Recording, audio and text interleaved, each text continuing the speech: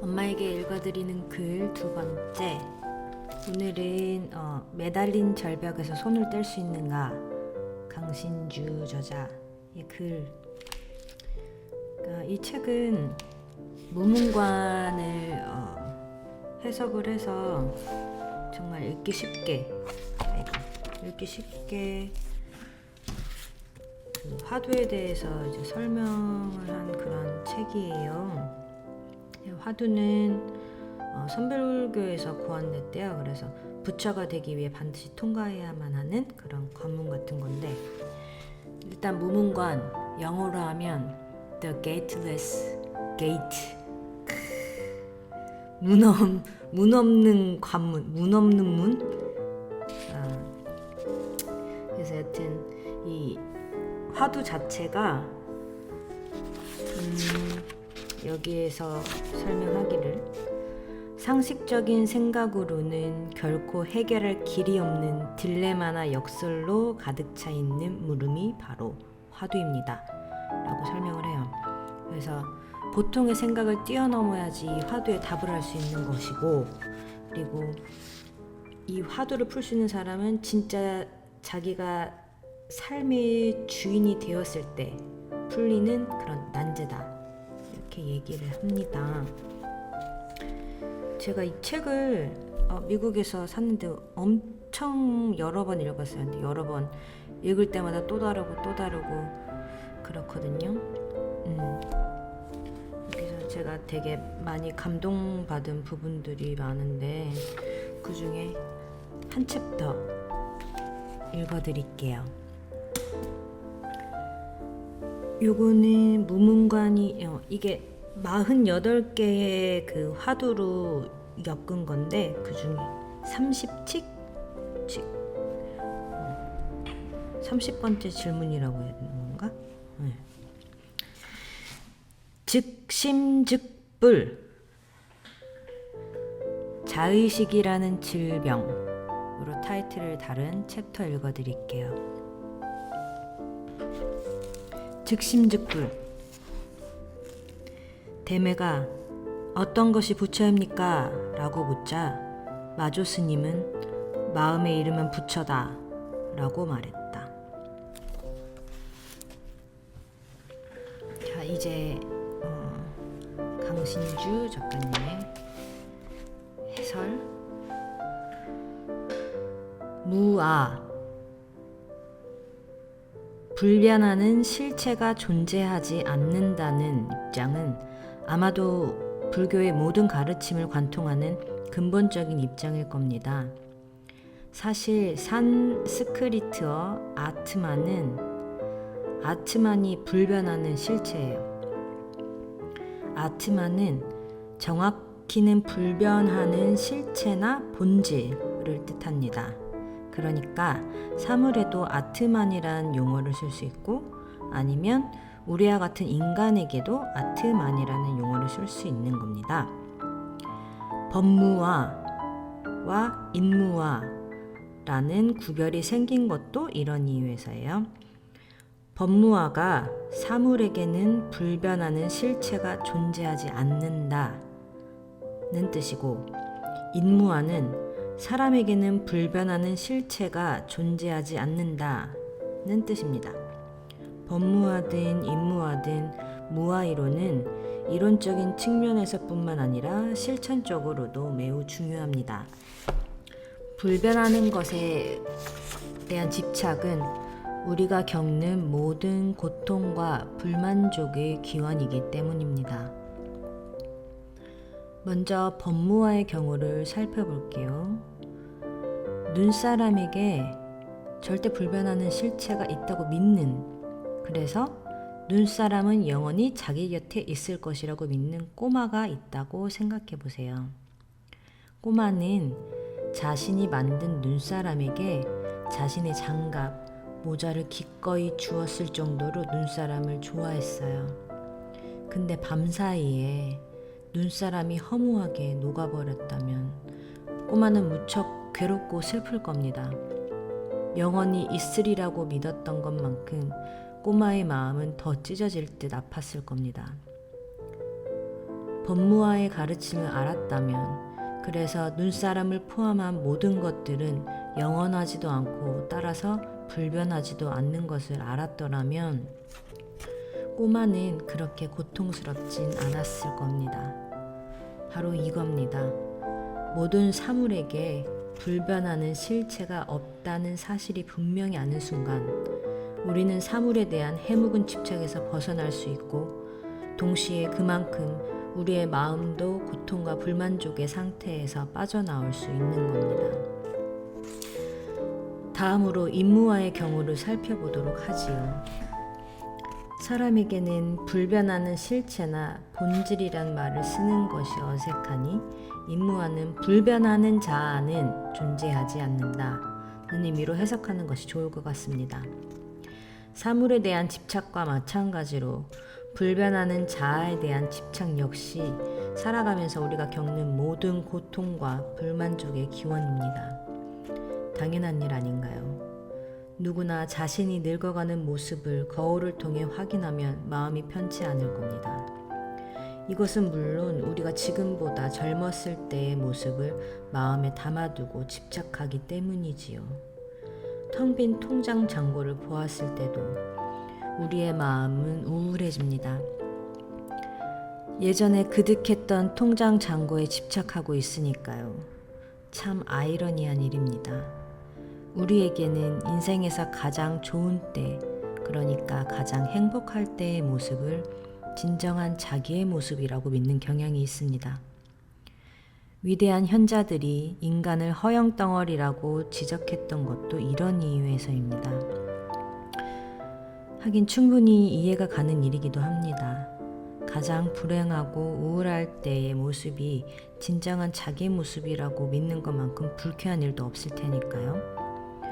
허영이든 무엇이든 진정한 자기 모습, 그러니까 불변하는 자아가 있다고 믿고 그것에 집착하는 순간 우리에게는 항상 고통과 불만족이라는 반갑지 않은 손님이 찾아오는 법입니다. 그렇지만 불교에서는 이런 고통과 불만족이 외부의 불청객이라기보다는 우리가 불러내는 유령과도 같은 모습이라고 얘기해요. 그래서 이걸 일체유심조, 즉 마음이 모든 것을 지어낸 것일 뿐이라는 가르침도 바로 이런 우리 마음의 메커니즘을 폭로한 것이라고 할 수 있습니다. 물론 실체와 무관하게 우리 마음이 지어내는 가장 큰 유령은 바로 자아, 나라는 관념입니다. 문제는 이 나에 대한 집착, 그러니까 강한 자의식이야말로 우리가 겪지 않아도 될 고통과 불만족을 가져다 준다는 점입니다. 그래서 불교에서는 무아를 가르치면서 자의식이라는 불꽃을 가라앉히라고 이야기하는 겁니다. 해탈이란 자아에 대한 집착, 그러니까 해묵은 자의식을 버려서 마침내 마음의 평화와 행복에 깃드는 상태를 말하는 것이니까요.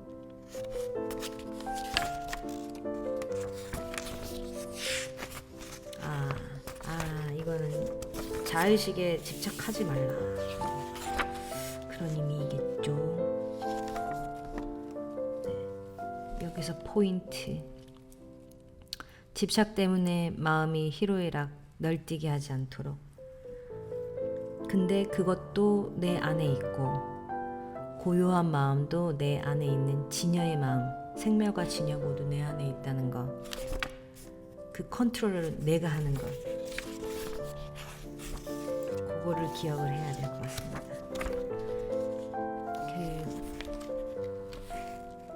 제가 명상을 되게 오래 하면서 이 사람 얘기 저 사람 얘기 읽어보고 들어보고 했는데요. 그 중에 제일 마음에 들었던 게 어떤 억눌려진 감정을 억지로 긍정적인 척 하지 말라는 얘기였어요. 그러면 그 고통스러운 마음이 언젠가는 터져 나올 테니까. 그래서 그냥 그 고통을 지켜보라. 인정해줘라. 내가 왜 괴로워했는지 나를 살펴보는 거죠. 그냥. 그리고 그로 인해서 마음이 고요해지는 거예요. 그러니까 억지로 막 나는 오늘 즐거울 거야 이렇게 말할 필요가 없다는 거죠. 그냥 받아들이기, 인정해주기, 그리고 흘려보내기. 그런 부분들이 생각이 나네요. 그게 좀 어수선한 마음을 관리하는데 훨씬 나은 것 같아요. 억지로 기분이 좋아야 되는 그런 게 아니고, 그 기분 좋은 상태로 만들려고 하는 게 아니고요. 예. 자, 두 번째 파트, 앵무새 죽이기라는 타이틀로 되어 있는데요. 제가 여기에다가 별표를 쳐놨어요. 무문관 28칙 구향용담 읽어드릴게요. 덕산이 가르침을 청하러 왔을 때 마침 밤이 되자 용담 스님은 말했다. 밤이 깊었으니 그대는 그만 물러가는 것이 어떻겠는가. 그래서 덕산은 인사를 하고 발을 걷고 밖으로 나갔다. 바깥이 너무 어두워서 되돌아와서 말했다. 바깥이 깜깜합니다. 그러자 용담 스님은 종이 등불에 불을 붙여 건네주었다. 덕산이 그것을 받으려고 할 때 용담 스님은 등불을 불어 꺼버렸다. 바로 여기서 덕산은 갑자기 깨닫고 용담 스님에게 절을 했다. 그러자 용담 스님은 물었다. 그대는 어떤 불법의 도리를 보았는가? 덕산은 저는 오늘 이후로 천하의 노화상께서 하신 말씀을 의심하지 않겠습니다. 다음 날 용담 스님은 법당에 올라 말했다. 만일 이가 거미 세워진 숲을과도 같고, 이가 거미 세워진 숲을과도 같고, 입이 피가 담긴 쟁반과도 같아서 방망이로 때려도 뒤도 돌아보지 않을 남자가 있다면 언젠가 홀로 우뚝 솟은 봉우리 정상에 나의 돌을 세울 것이다. 마침내 덕산은 금강경의 주석서를 법당 앞에 들고 나와 횃불을 들고 말했다. 불교의 모든 심오한 변론들을 남김없이 밝힌다고 해도 허공에 터럭 하나 날리는 것과 같고, 세상의 모든 진리를 모조리 갈파한다고 해도 물 한 방울을 거대한 계곡에서 떨어뜨리는 것과 같다. 이어 주석서를 바로 불태우고 용담 스님을 떠났다. 금강경 주석서를 불태우고 떠났다. 자, 이제 작가의 글이에요. 불린문자. 문자를 통한 지적인 이해를 표방하지 않는다는 선언입니다. 이 슬로건만큼 선종의 특징을 잘 보여주는 것도 없을 것 같습니다. 자신의 삶을 당당한 주인공으로 살아가려는 사람이 자신의 마음이 아니라 말이나 글에 얽매인다는 것은 있을 수도 없는 일일 겁니다. 여기서 우리가 주목해야 할 것은 말이나 글, 즉 문자란 기본적으로 인간이 자신의 속내를 타인에게 전달하는 수단이라는 점입니다. 그렇다면 불린문자라는 선언으로 선사들은 영원한 침묵을 선택했던 것일까요? 그렇지 않습니다. 선사들이 부정하려고 했던 문자는 자신의 문자가 아닌 타인의 문자일 뿐입니다. 당연한 일이죠. 타인의 말이나 글에 따라 살아간다는 것은 노예의 삶이지 주인의 삶일 수는 없으니까요. 무문관의 28번째 관문, 제가 읽어드린 구향용담, 이 중요한 것도 이런 이유에서입니다. 이 관문에 등장하는 덕산 스님은 불린문자의 정신이 무엇인지 웅변적으로 보여주고 있으니까 말입니다. 덕산은 용담 스님을 만나 타인의 문자가 아니라 자신의 마음이 중요하다는 것을 깨닫게 됩니다. 그렇지만 진짜 중요한 대목은 용담 스님을 만나기 전에 이뤄졌던 덕산 스님과 어느 노파의 만남 아니었을까요? 라고 얘기해요. 자, 중략하고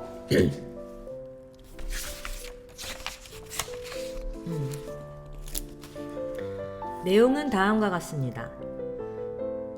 용담 스님을 만나러 남쪽으로 내려오기 전에 덕산 스님은 분노로 가득 차 있었습니다. 스님이 분노로 가득 차 있었대요. 그것은 남중국에서 일어나 융성하고 있는 새로운 불교의 흐름, 그러니까 선종 때문이었습니다. 불림문자 선종. 남중국의 선사들이 여러 부처님들의 말과 글을 전면적으로 부정하며 교회 발전을 주장하고 있었으니까요. 그러니까 경전의 내용 이외에 별도의 가르침이 전해진다는 것입니다. 그래서 덕산은 화가 난 겁니다. 경전을 무시하고도 부처가 될 수 있다는 오만한 생각을 부수고 싶었습니다. 남중국으로 여행을 떠나는 덕산 스님의 자신감은 하늘을 찌를 듯했습니다. 이제 여행을 떠나는 거죠, 남중국으로. 그 사람들 이제 격파시키려고 가는 건가? 여튼 자신의 품에는 모든 것을 자를 수 있는 다이아몬드처럼 날카롭고 견고한 무기, 그러니까 모든 희론을 논박할 수 있는 금강경이라는 경전이 있었으니까 말입니다. 불행히도 중국 예주로 내려가던 중 어느 노파를 만나면서 덕산 스님의 자신감은 땅에 떨어지게 됩니다. 길가에 어느 노파가 간식을 팔고 있었습니다. 허기가 느껴진 덕산은 노파에게 먹을 것을 요청합니다. 음식을 준비하면서 노파는 덕산에게 지나가듯이 물었어요. 스님 수레에는 어떤 책이 있습니까? 금강서의 주석서입니다. 그래서 노파가 다시 물었어요. 금강경에는 과거의 마음도 잡을 수 없고 현재의 마음도 잡을 수 없고 미래의 마음도 잡을 수 없다라는 말이 있는데 스님께서는 어느 마음으로 점심을 드시려고 하십니까? 덕산은 노파의 질문에 대답할 수 없었습니다. 당혹감과 낭패감 때문인지 덕산 스님은 서둘러 말꼬리를 돌립니다. 이 근처에 어떤 선사가 계십니까? 노파는 오리쯤 떨어진 곳에 용담 스님이 있다고 대답해 주게 됩니다. 이렇게 무엇인가 쫓기듯이 덕산 스님은 경황 없이 용담 스님을 찾아가게 된 겁니다. 금강경을 달달 외웠을 정도로 덕산 스님은 경전 내용에 정통했습니다. 그렇지만 그의 이해는 단지 지적인 것에 그쳤을 뿐 자신의 삶에 조금 더 적용할 수 없었던 겁니다. 어디가 잘못된 걸까요? 그는 노파의 말에 어떤 대답을 해야 했을까요? 노파는 덕산 스님에게 심각한 화두를 하나 던진 겁니다. 용담 스님과 만나서 이런저런 이야기를 나눴지만 아마 덕산 스님 뇌리에는 노파와의 만남이 지어지지 않았을 겁니다. 어느덧 해가 지게 됩니다. 숙소로 돌아가려고 용담 스님의 방을 나왔을 때 밖이 너무나 깜깜해서 덕산 스님은 등불을 부탁하게 된 거죠. 그러자 용담 스님은 등불을 켜서 덕산 스님에게 건네줍니다. 캄캄한 주변이 순식간에 환해졌죠. 그런데 이것이 무슨 일입니까? 용담 스님은 덕산 스님에게 건네주었던 등불을 불어서 꺼버리는 겁니다. 바로 이 순간 꺼진 등불을 허무하게 든 채 다시 암흑 속에 던져진 덕산 스님은 깨닫게 됩니다. 여기서 등불은 결정적으로 중요한 상징입니다. 우리는 그 등불을 바로 용담 스님이 만들어 주었다는 사실을 잊어서는 안 됩니다. 그렇습니다. 그 등불은 바로 앞서 깨달았던 사람들의 가르침, 그러니까 금강경과 같은 경전들을 상징하는 겁니다. 용담 스님이 등불을 훅 불어 끄자마자 덕산은 깨닫게 됩니다. 무엇을 깨달았을까요? 덕산의 깨달음을 이해하려면 등불이 켜지고 꺼지는 사태에 조금 더 주목할 필요가 있을 것 같습니다. 등불이 켜지면 등불로 환한 부분과 등불이 미치지 않아 어두운 부분이 구별되어 나타납니다. 반면 등불이 꺼지는 순간 그 부분은 씻은 듯이 사라질 것입니다. 마침내 용담 스님을 통해 덕산은 자신이 왜 노파에게 쩔쩔맸는지 그 이유를 깨닫게 됩니다.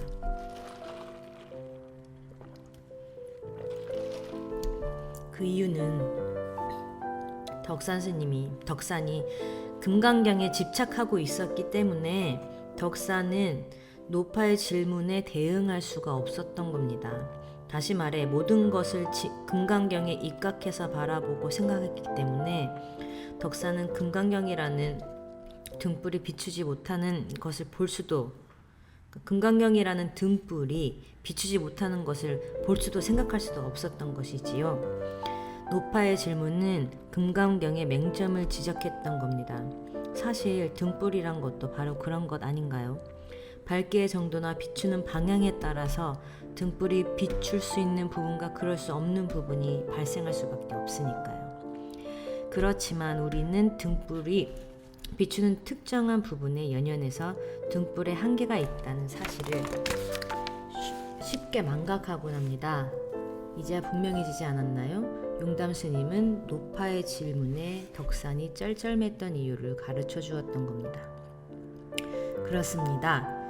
모든 경전들은 각각 자기만의 고유한 한계를 갖고 있는 등불과도 같은 것입니다. 그래서 모든 경전들에는 자신이 비출 수 있는 측면과 그럴 수 없는 측면이 있을 수밖에 없지요. 바타이유는 내적 체험에서 비지에 대한 체험을 강조했던 적이 있습니다. 비지. 기존의 지식이 설명하지 못하는 맹점과도 같은 영역이 바로 비지의 영역입니다. 기존의 지식이 설명하지 못하는 맹점과도 같은 영역, 비지의 영역. 그러니까 바타이유가 강조했던 비지에 대한 체험이란 자신이 지금까지 배웠던 모든 지식이 무용해지는 경험의 다름 아니라고 할 수 있죠. 한마디로 말해서 주어진 사태에 대해 자신의 무지를 토로할 수밖에 없는 경험이 바로 비지에 대한 체험이라고 할 수 있습니다. 중요한 것은 비지를 체험한 사람이 주체가 될 수밖에 없다는 점, 정확히 말해 주체가 되도록 강제된다는 점입니다.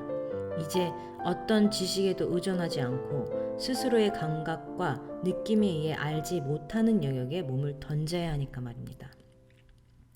또 한 가지 잊지 말아야 할 것이 있습니다. 그건 비지를 체험하는 순간 주체는 자신이 지금까지 특정한 삶의 노예였다는 사실을 씁쓸하게 받아들일 수밖에 없다는 점입니다. 이제 무문간의 28번째 관문이 명료해지지 않았나요? 점심을 팔던 노파가 덕산 스님을 비지의 영역으로 이끌었다면 용담 스님은 등불을 끄면서 경전에 대한 맹신이 비지의 영역을 만들었다는 사실을 보여준 겁니다. 사실 금강경에 대한 맹신이 없었다면 덕산 스님이 금강경으로 해명되지 않는 비지의 영역과도 마주칠 수 없었을 겁니다. 이런 비지의 영역과 마주쳐서 이곳을 통과하려면 더 이상 덕산 스님은 금강경이라는 경전에 의지해서도 안 됩니다. 비지의 영역은 금강경의 외부에 있으니까요. 이제 오직 자신만의 마음에 의지한 채 사자처럼 홀로 앞으로 나갈 수밖에 없습니다. 덕산 스님이 보물처럼 가슴에 품고 있었던 금강경의 주석쇠를 태우고 심지어 자신에게 깨달음을 주었던 용담 스님마저 버리고 무수의 뿔처럼 홀로 떠났던 이유도 바로 여기 있습니다. 한 가지 궁금한 것이 있습니다. 비지의 영역을 통과했을 때 덕산 스님은 문자나 언어로부터 완전히 벗어나게 되었을까요? 그렇지 않습니다. 덕산은 말도 하고 글도 쓸 것입니다. 그렇지만 이제 그것은 앵무새처럼 흉내내는 타인의 말이나 글이 아니라 자신이니까 할 수 있는 말이나 글일 것입니다. 불림문자라는 슬로건의 목적은 바로 여기 있습니다. 남의 말을 흉내내는 것이 아니라 자기의 말을 하는 것. 그러니까 잃어버린 자신의 목소리를 되찾는 것 말입니다. 불림문자! 그래서 이 챕터 그 제목이 앵무새 죽이기예요. 불림문자. 제가 어떤 강의에서 그 교수님이 그런 얘기를 했어요. 일단 여행을 가는데 지도를 펼치고 길이 있는 곳으로, 길이 만들어진 곳으로 일단 가고, 그 길이 끝나는 곳, 거기서도 여행을 할 줄 알아야 된다. 그러니까 일단 먼저 배우긴 배워야 된다는 거죠. 예를 들면 제가 무슨 아트를 하는데 그 전에 어떤 예술들이 있었는지, 어떤 철학들이 있었는지, 그 길을 제가 잘 따라가고 그 선이 끊어졌을 때, 그때는 이제 제 길을 찾아라, 뭐 이런 말이 셨죠. 근데 그때는 이제 분리문자가 갑자기 분리문자를 될 수가 없잖아요. 일단 알고, 여기서 말하자, 여기 작가도 말했던 것처럼 금강경에 대한 맹신이 없었다면 사실 덕산 스님이 또 깨달을 일도 없었겠죠. 그런 경험을 할 수 없었겠죠. 저도 분리문자 할 수 있겠죠? 분리문자, 내 목소리, 나의 보이스. 엄마도요. 엄마도 엄마의 보이스를 되찾으세요. 자, 이거 다 합치면 거의 20분 넘겠는데? 오래 듣는 것도 피곤하죠? 오늘은 여기까지 할게요. 다음은 뭘 읽어드릴까 생각을 좀 해보겠습니다. 잠시 후에 집에서 봐요. 쭈꾸미 빨리 먹고 싶어요. 참치랑. See you soon. Bye.